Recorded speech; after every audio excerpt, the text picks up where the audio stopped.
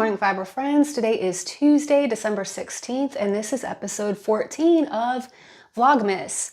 If you saw yesterday's video, you saw that I had gotten started on the Dr. Choco Spark the Dragon. I finally hopped on the trend train because so many people are making these Dr. Choco dragons, and I also saw on All From Jade's advent calendar that was one of the featured patterns. So I finished. And as far as free patterns go, A+. But I have one small beef with the pattern. There is no separate left wing and right wing pattern. And this wing is upside down and it's driving me crazy. So if I make another one, I am going to work one wing as written and I'm going to work the other wing bottom up. I think that'll work. And make this one not upside down. We will find out. I don't know if I'm going to get to it this week, but eventually. And I just love his little derpy face. And he is making me want to make some more dragon snugglers because that is a very market-friendly pattern. Another thing that I changed was I didn't think that the spikes as written were spiky enough. It's a free pattern, so I don't mind giving it away. But the spikes are supposed to be half double, 2 chain, half double, and then 3 single crochets. I actually did half double, double, 2 chain, double, half double. That might be because I used a thinner yarn. The gray is, it feels like a Dora ball, but like a thinner chenille, and I used burnout blanket for the red. And the white is the Walmart Mainstays Cozy Chenille, which is a little bit thicker than the red, but for this, I don't think it matters. Some things that I really, really, really like about this pattern are how well the bobble feet lined up. And then I can, when you sew the ears on and when you sew the wings on, it's really easy to line them up with the bobble feet. I just found this to be a really great pattern. Just the one thing about the wings is bugging me, but I will make more of these. What do you think? I think these will move. So later on today, what I need to get done, or what I'm planning to get done, I am going to finish that duck that I started yesterday. That duck does not have a face or lips right now. It's not market prep, but I don't want to stall the momentum. I'm going to make a granny square just to keep moving on that project. And I'm going to see how many sea turtles I can make before I got to log into work this afternoon. One thing I forgot to tell you is a little trick that I use to make sure that this line of spikes on a dragon is straight. And I'm going to pop up a picture right here.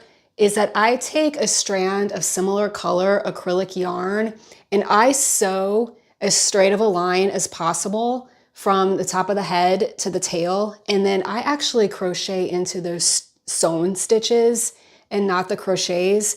And maybe it's just to ease my anxiety about not making a straight line because of course, like crochets are going in this direction and then you surface crochet in this direction and it just bugs me. I'm like, how can I possibly get a straight line? But maybe you're thinking like, oh my gosh, grow up. Like that is such an amateur thing to do, but maybe that gives you anxiety too. And you can't, no one's gonna know. They'll never know. You can't see it. Just a little tip thought I'd share.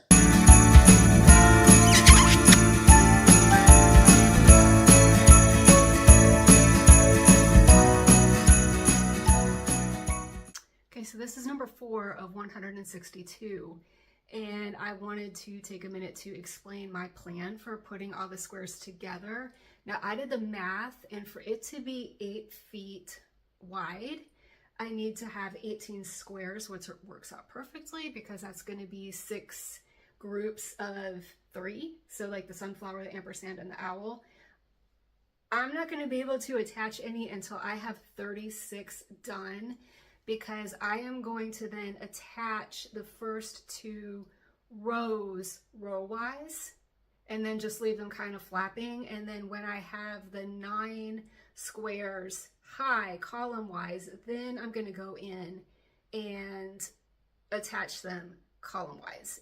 And I'm happy that it all worked out with groups of 3 to make something that is 8 feet wide and 4 feet tall, but I'm going to have a very tall stack of granny squares before I can do anything with it. So, I mean, I never promised 162 consecutive days, but you know, Stick around. Well, good evening, everybody. Please allow me to introduce you to Cluster the turtle, because everything that could have gone wrong today making this did. So first of all, I had this really nice pale pink yarn that I thought would make a nice baby safe, baby kind of colors. I made the fins and the head and the tail, and then had about a golf ball sized amount left. And was like, oh, I'm gonna have to use another color for the belly. And then somewhere in between, I made a shell that is entirely too small for the fins and head that I made. This is the thinnest baby blanket yarn I have ever encountered. Like, just barely thicker than acrylic, you know what I mean? I decided I would go ahead and finish this shell and then just use some different yarn to do the other pieces. Then I started making a shell in a thicker yarn and saw that I was going to run out before getting to the frill. So this sweet turtle has a different colored belly and this improvised frill out of a completely different yarn. Now, can I pull it off that any of this was on purpose? Should I just go ahead and call it patches? Somebody might love it though, so I'm a little bit hesitant to put a discounted price on them. Oh, and by the way, I don't know what this was, but this was the absolute worst yarn I have ever worked with. Like, it was just sticking to my hook like nobody's business. And before you advise, I was using a Clover or More hook and it was just torture. So, meet Cluster. I have also chosen these two yarns to use with this shell. If this is not Dollar Tree, it's about the thinness of the Dollar Tree. I don't think it is, because this seems like too much for one skein and it doesn't feel as cheap as the Dollar Tree yarn does. But I'm gonna first do the fins, the tail, and the head. And if I run out, I will have this for the body, and maybe that will make it a little bit more convincing if I just consistently use a different belly color. Can I pull it off that was on purpose? We will find out.